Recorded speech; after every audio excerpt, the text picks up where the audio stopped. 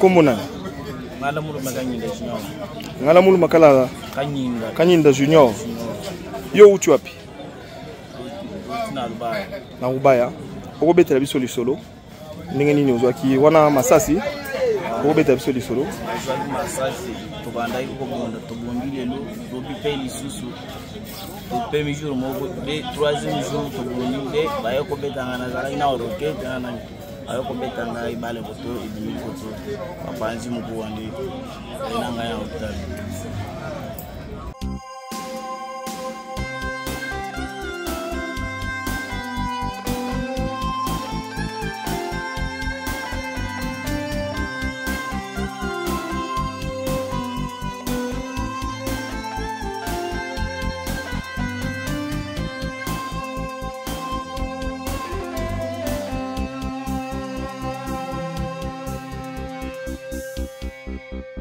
Bonjour, bonsoir, bon matin, bon après-midi. Tout dépend de l'heure à laquelle vous allez regarder cette émission. Je vous dis bonjour à Kinshasa. Je dis bonjour au monde entier. La communauté internationale, peuple congolais, je vous dis bonjour. C'était prévisible. La tempête qui s'annonçait depuis la diffusion de notre documentaire accablant sur l'inspecteur général des finances, chef de service, M. Jules Alinguete, commence à produire ses fruits.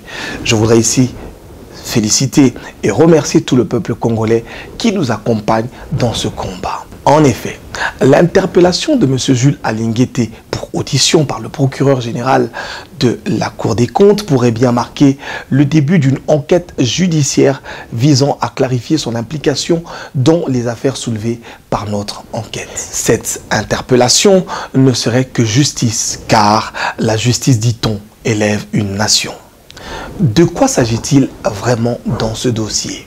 Pour la petite histoire, la mise en cause est en rapport avec le dossier relatif au contrat de consultance sollicité par M. Placide Nkala Passa-Dilois, directeur général de la GECAMIN, ayant jugé impérieux de convertir l'équipe d'encadrement de l'inspection générale des finances en mission de contrôle à la GECAMIN afin de former pendant 3 mois 105 agents, auditeurs et experts en passation de marché public à l'IGF. À cet effet, 150 000 $ américains furent disponibilisés par la GECAMIN pour payer les 8 inspecteurs de finances faisant office de formateurs. Par ignorance ou par abus de pouvoir, Monsieur l'inspecteur général chef de service de l'IGF a autorisé ses inspecteurs à assurer cette formation à la GECAMIN et de se faire payer par cette dernière.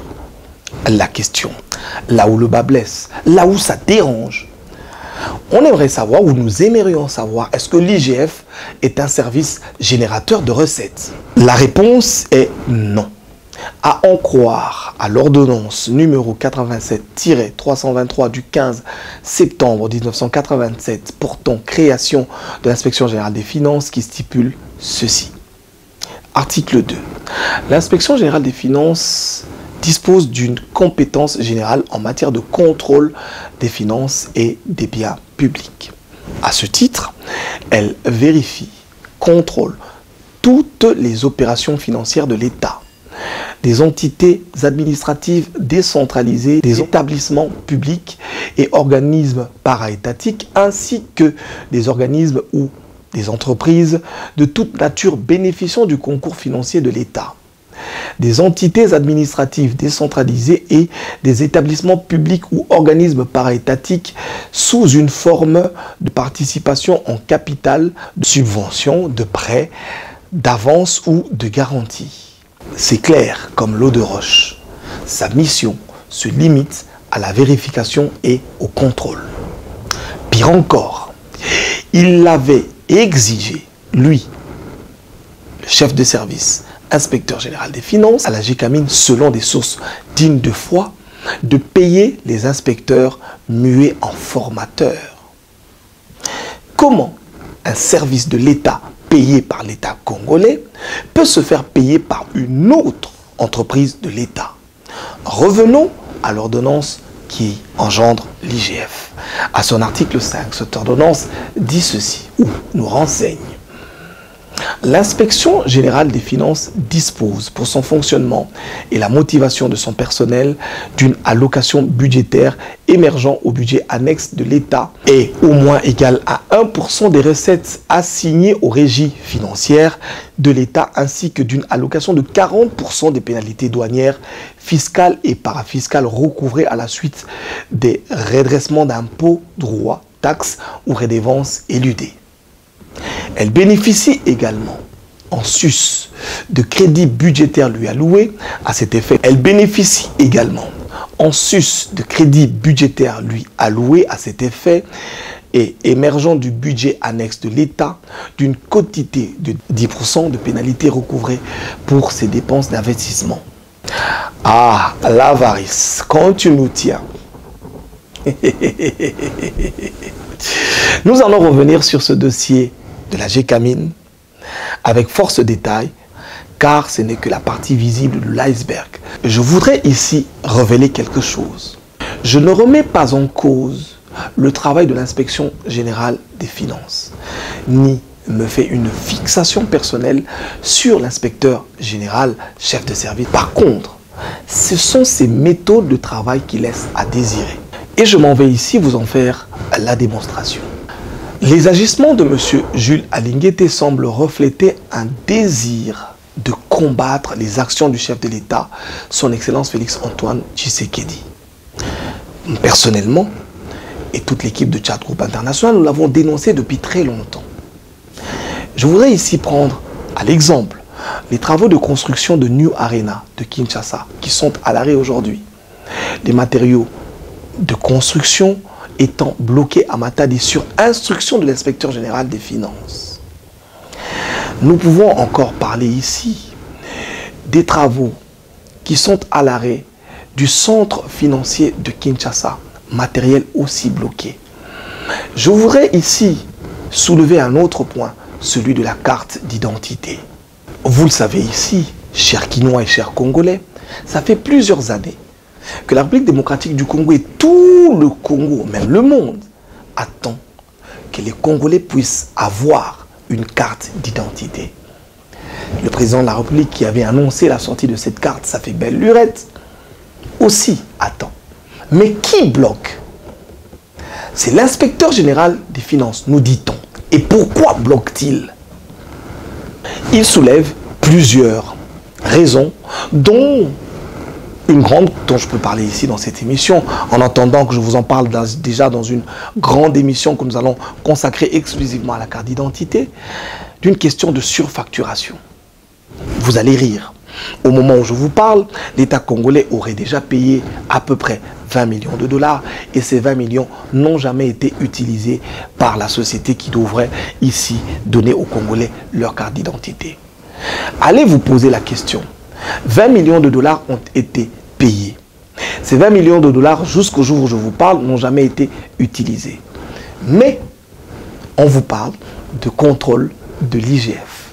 L'ONIP est bloqué, IDEMIA est bloqué, tout le monde est bloqué, les Congolais sont bloqués, ils attendent la carte. Devrais-je ici vous rappeler le dossier des lampadaires, où M. Samba Batili a été accusé? Très chers amis téléspectateurs, je suis passé sur les artères de la ville de Kinshasa. Vous avez vu comment la société Selectra a planté ces lampadaires. Mais je voudrais ici, moi, vous poser une question. Si on parle de détournement dans le dossier de lampadaires, pourquoi n'a-t-on jamais convoqué M. Gentini Ngubila, qui a signé 6 contrats pour l'implantation des lampadaires dans la ville de Kinshasa? Et le lampadaire le plus cher a coûté 21 000 $. Mais on ne parle que de lampadaire qui a coûté 4 900. Nous avons montré ici les différences. Vous avez vu. Mais nous attendons que M. Jules Alinguete convoque M. Gentini Ngubila. Et là, vous apprendrez des secrets. Vous apprendrez comment est-ce que des gens se sont enrichis. Ceux qui sont montrés à la télévision, ce ne sont pas les vrais voleurs. Ceux qui sont pointés du doigt, ce ne sont pas eux les vrais voleurs. Mais les vrais voleurs, c'est ceux qui acceptent de collaborer. Ceux qui n'acceptent pas de collaborer, on monte des dossiers mal montés, permettez-moi de le dire comme ça, On les présente à la télévision comme étant des voleurs. Quand ils vont à la justice les relaxe et les acquitte parce que les dossiers ne sont pas bien présentés. Mais ensuite, que pense la population? La population se dira un jour, voilà cet homme, c'était lui le bon, c'était lui qui arrêtait les voleurs, c'était lui qui nous présentait les voleurs. Et on se posera la question, d'où vient la main qui libère ces prétendus voleurs? Qui accusera-t-on, je voudrais dire ici? Posons-nous la question. Ceux qui se sont battus ici pendant plus de 34 ans pour arracher le Congo de la dictature, ceux qui ont vu leurs parents mourir, leurs enfants, nous ici, nous avons sacrifié notre jeunesse pour ce combat. Nous sommes relégués au second plan. Ceux qui tiennent les règnes, aujourd'hui, nous montrent des personnes qui ne sont pas voleuses. La justice congolaise que je voudrais interpeller ici, parce que nous attendons justement que la justice intervienne, et de la manière la plus forte. C'est contre vous que tout ceci est orchestré. Monsieur de la justice, réveillez-vous. Parce que l'on dit que vous êtes corrompu. Parce que l'on dit que c'est vous qui relâchez les voleurs. Parce que toutes ces personnes qu'on emmène chez vous, vous ne les arrêtez pas. Vous ne les mettez pas en prison, vous les relâchez. Mais ailleurs, dans des pays qui se respectent, quand on accuse une personne et que la justice se rend compte que cette personne a été accusée à tort, il faudra interpeller l'accusateur pour dénonciation calomnieuse. Mais aujourd'hui, la réputation des investisseurs, la réputation des autorités, la réputation des ministres, la réputation des gouverneurs, la réputation des personnes, des membres influents du régime est salie par quelqu'un qui prétend être du régime. Mais c'est choquant. C'est choquant. Aujourd'hui, au moment où je vous parle, vous le savez, tous les indicateurs économiques sont au rouge. Les investisseurs que le chef de l'État se bat à aller chercher jour et nuit pour venir investir au pays, quand ils voient la manière dont le Congo traite les investisseurs qui ont pris le risque de venir ici, pensez-vous que ces investisseurs-là viendront?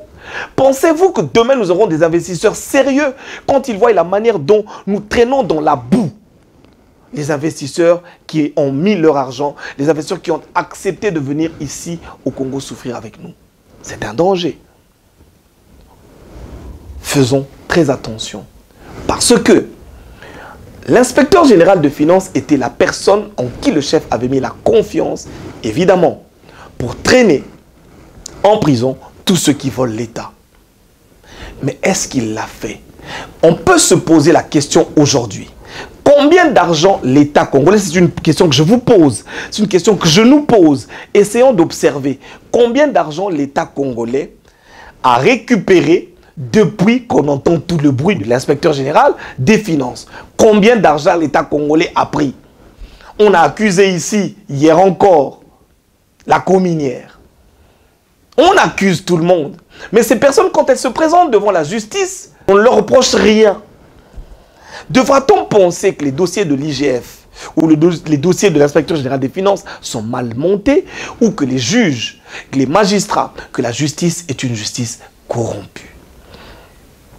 J'ai entendu des gens me dire, cet homme est un modèle parce qu'il a été loué par le chef de l'État. Mais je voudrais vous dire ici, très chers amis téléspectateurs, le chef de l'État est comme le Christ. Nous allons aller dans la Bible. Vous le savez bien, Pierre, un jour il se lève. Jésus-Christ se demande, ou Jésus-Christ leur pose la question en disant, que disent les gens que je suis? Pierre lui dit, après les réponses de tout le monde, tu es le Fils du Dieu vivant, tu es le Messie. Jésus-Christ lui dit, Pierre, ce n'est pas toi qui as parlé, c'est l'Esprit de mon Père qui est en toi qui a parlé. Mais quelques jours après, quand le Christ raconte l'histoire de sa mort, quand le Christ dit qu'on va me tuer et que je ressusciterai pendant 3 jours, Pierre lui dira une parole, dit, Seigneur, j'irai avec toi jusqu'à la mort. Il lui dira, arrière de moi, Satan. Le même Pierre que le Christ avait traité quelques jours de l'homme qui était rempli d'onction et dont le Père dans le ciel parlait à travers, a été traité de diable.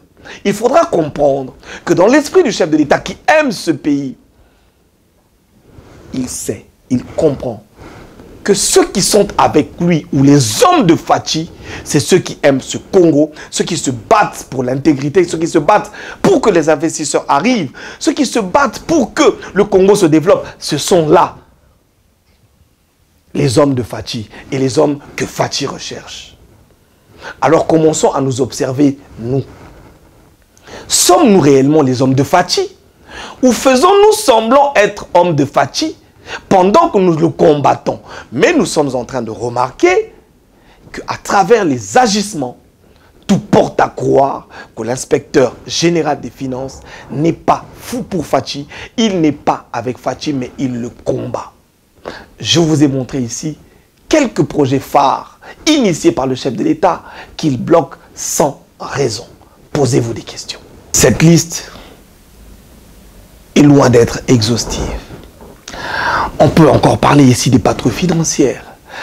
Le contrôle des fonds qui se font est a priori et a posteriori. Juge est parti. Si l'argent est bel et bien sorti, cela signifie que le dossier a été bien ficelé et bien traité, a priori.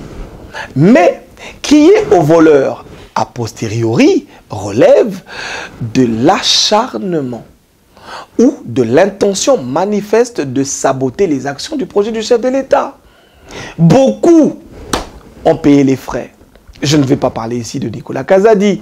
Vous allez encore crier au voleur.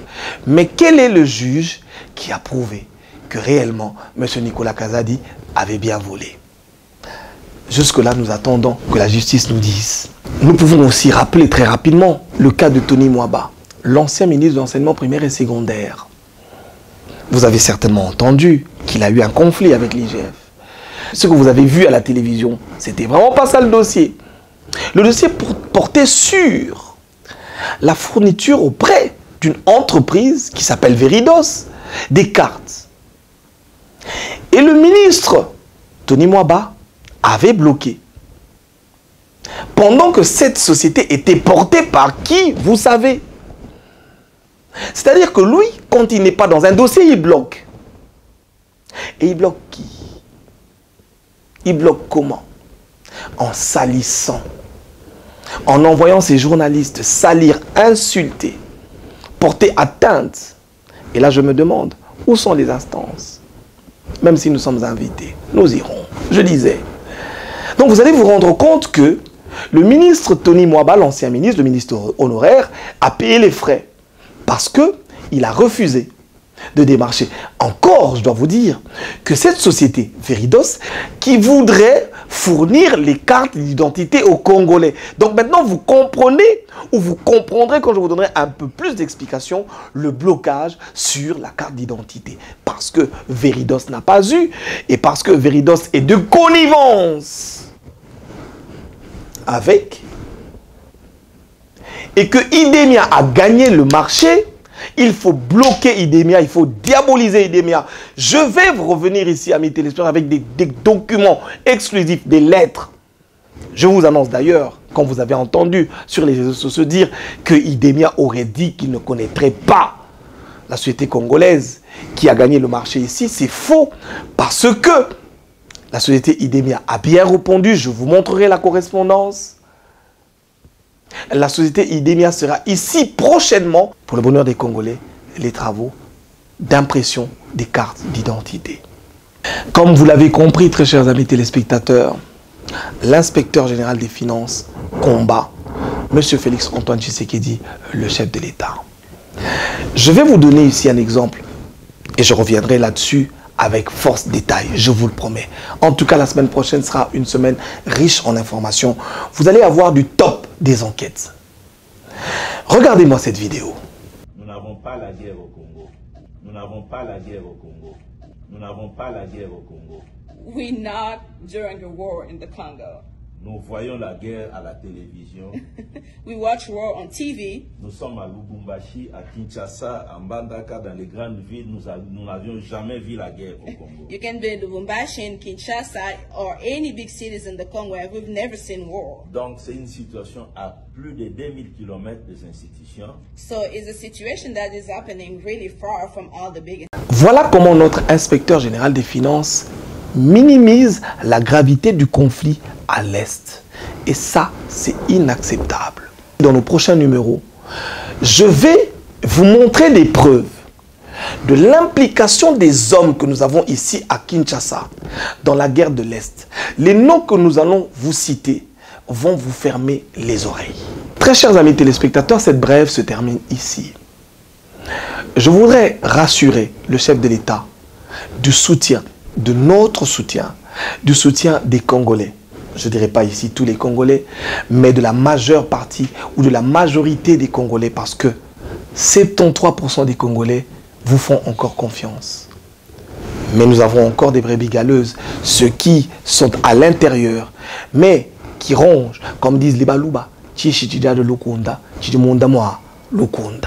Le ver est dans le fruit. Nous devons ici faire attention. Nous devons ici comprendre, amis téléspectateurs. Ici, je voudrais rassurer les forces armées de la République démocratique du Congo que tout le peuple congolais est derrière vous. Nous sommes en guerre. Nous sommes attaqués par les M23, attaqués par le Rwanda, soutenus par une frange de la communauté internationale. Le chef de l'État n'a ménagé aucun effort pour contacter, pour aller, pour voyager, pour convaincre. Et aujourd'hui, plus qu'hier, la voix de la République démocratique du Congo est entendue dans le monde. J'ai encore suivi monsieur le ministre Patrick Mouyaya en France. Il en a parlé. Aujourd'hui, le Congo fait entendre sa voix. Pendant plusieurs années, pendant plus de 18 ans, le Congo n'avait jamais fait entendre sa voix. Vous le savez, vous et moi ici, on ne parlait que de Kagame. Même nos enfants ne connaissaient que Kagame. L'ancien chef de l'État n'était pas autant connu, ou mieux connu, dans son propre pays que le président rwandais. Mais vous avez vu, depuis l'accession à la magistrature suprême de Félix Antoine Tshisekedi, on parle de la République démocratique du Congo ailleurs. Nous avons vaincu la peur. Nous discutons, nous parlons, nous voyageons, nous communiquons sur la RDC. Il a fallu 7 mois, si je me rappelle bien, pour que l'AFDL entre, prenne Goma, prenne Kisangani, prenne le Bas-Congo, prenne Kinshasa, prenne la République démocratique du Congo et qu'on installe ici des Rwandais qui nous ont dirigés. Vous le savez ou pas? Mais ça fait plus de 5 ans qu'ils sont en train de souffrir pour prendre la ville de Goma seulement. Mais vous allez entendre les gens dire, non, Tshisekedi... Mais non, Tshisekedi est puissant. L'armée de la République démocratique du Congo est puissante. Et nous nous battons, nous allons vaincre cette guerre. Soutenons et continuons à soutenir le président Félix Antoine Tshisekedi. Soutenons et continuons à soutenir nos forces armées. Aidons-les. Je vais encore revenir là-dessus, très chers amis téléspectateurs. C'est vrai, nous sommes en guerre. C'est vrai que ceux qui disent que nous ne sommes pas en guerre sont contre le chef, sont contre le Congo. Nous n'avons pas la guerre au Congo. Nous n'avons pas la guerre au Congo. Nous n'avons pas la guerre au Congo. We're not during the war in the Congo. Nous voyons la guerre à la télévision. We watch war on TV. Nous sommes à Lubumbashi, à Kinshasa, à Mbandaka, dans les grandes villes. Nous n'avions jamais vu la guerre au Congo. You can be in Lubumbashi, in Kinshasa, or any big cities in the Congo, and we've never seen war. Donc c'est une situation à plus de 2000 km des institutions. So it's a situation that is happening really far from all the big. J'étais à Goma. J'ai vu des femmes violées. J'étais à Goma. J'ai vu des militaires dont les bras étaient coupés. J'ai vu dans les hôpitaux les militaires en train de souffrir. Mais d'ailleurs ici, il faudra saluer encore l'effort du chef de l'État parce que tous ces militaires, dans leur malheur, dans les problèmes qu'ils ont, sont pris en charge par l'État congolais dans un hôpital qui, ici, tend à se développer. Regardez. Suivez-moi.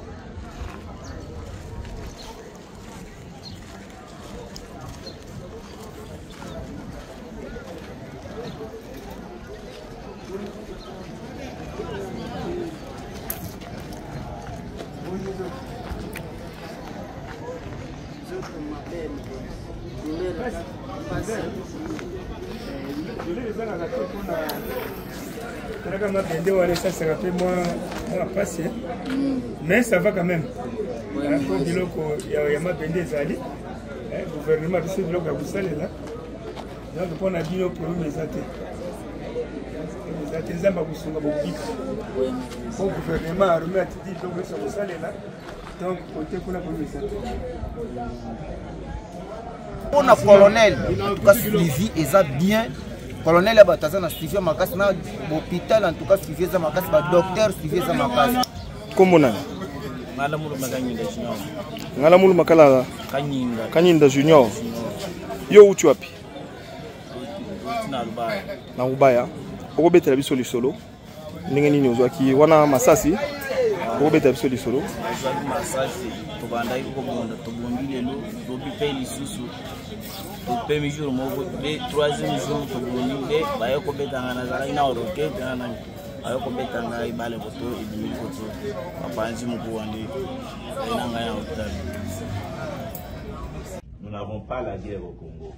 Nous n'avons pas la guerre au Congo. Nous n'avons pas la guerre au Congo. We're not during the war in the Congo. Nous voyons la guerre à la télévision. We watch war on TV. Nous sommes à Lubumbashi, à Kinshasa, à Mbandaka, dans les grandes villes. Nous n'avions jamais vu la guerre au Congo. You can be in Lubumbashi, in Kinshasa, or any big cities in the Congo where we've never seen war. Donc c'est une situation à plus de 2000 km des institutions. So it's a situation that is happening really far from all the big. À ceux qui disent qu'il n'y a pas de guerre au Congo, je vous dis, nous sommes en guerre. J'étais à Goma. J'ai vu des déplacés de guerre vivant dans des camps. Je pourrais appeler ici des camps de concentration. J'ai vu des enfants malades du choléra que l'État prend en charge très difficilement. Et ici, je voudrais d'ailleurs interpeller la conscience de tous les Congolais, ceux qui ont des moyens. N'écoutez pas ces gens. Sachez que notre pays est en guerre et que nous devons porter assistance à ces enfants. Regardez d'ailleurs, vous voyez ces femmes, elles ont été violées pour la plupart d'entre elles. Beaucoup des membres de leur famille ont été massacrés. Elles ont eu la vie sauve. Elles sont aujourd'hui à Goma en train de souffrir. Nous appelons les ONG, nous appelons les personnes de bon cœur, de grand cœur, à venir en aide à toutes ces personnes. Nous allons avoir encore beaucoup de documentaires là-dessus pour attirer votre attention.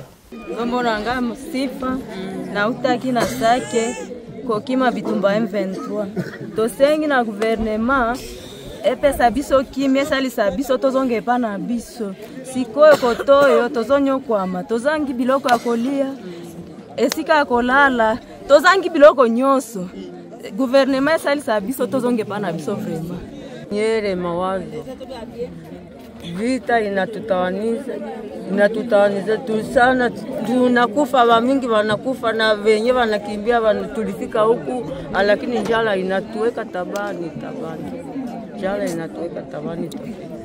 Jala. Mariamu Elizabeth. Mbomia nilikimbia vita, watoto yangu wakaisha. Bwana yangu akakufa, vya vita ya Sikarama tukakufa. Hapa tumefika hapa tena Mgunga watu wanaisha, bana bote wanateketea, munjia watoto tunawafunyanga na mie waliniangushaka mu barabara. Maika bulembo ya Mgunga hii. Mbo sina bwana sina kwenye niko njale natua omwe Mungu atusaidie mtuombee sana turudie kwetu na mtafutie chakula. J'ai vu pour finir un élément qui a été sorti de son contexte de monsieur le directeur de cabinet du chef de l'État, monsieur Anthony Kinzo. C'est encore très malheureux dans notre pays parce que les gens veulent toujours salir l'image des personnes importantes. Moi, je vous garantis que cet homme est un homme intègre. Je le connais, pasteur de son État, il est honnête et il sait ce qu'il fait. À l'époque, directeur général de l'ANAPI, il avait pour mission de convaincre les investisseurs à venir au pays. Mais il y avait en face de lui un homme qui ne voulait justement pas que les investisseurs arrivent. C'est une erreur, un lapsus, sa langue a fauché. Mais il est tout de suite revenu, contrairement à ceux qui inoculent dans la tête des Congolais et des expatriés des messages négatifs pour décourager nos forces armées, pour décourager ceux qui se battent pour le Congo, mais aussi pour décourager les investisseurs qui veulent venir ici. Ils leur montrent le côté négatif du Congo. Ils leur disent que nous sommes un pays d'escrocs, de malfrats, de voyous, des voleurs. Voilà comment ils nous présentent. Et aujourd'hui, les investisseurs ont peur de venir. Monsieur les investisseurs, venez investir. Car il est vrai que la RDC est en guerre. Mais cette guerre est loin de Kinshasa. Voilà ce que je voudrais dire. Est à 2000 km de Kinshasa. Celui qui vient investir à Kinshasa investit en RDC, mais il n'investit pas dans une zone de guerre. Parce que cette guerre, nous allons la gagner avec l'aide de Dieu nous l'avons déjà gagné. Dites Amen.